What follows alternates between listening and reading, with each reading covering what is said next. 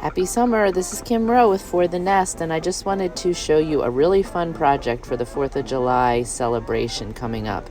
I had some really cool vintage candlesticks and thought it would be a fun way to make them usable for the outside celebration on our table without using candles.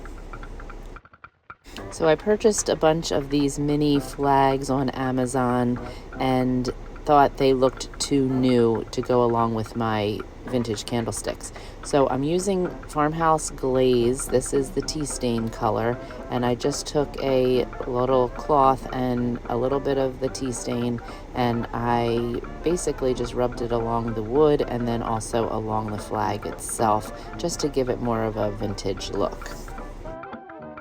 So once I was done staining these, I rolled up some air dry clay by Iron Orchid Designs and pressed it into the candlesticks.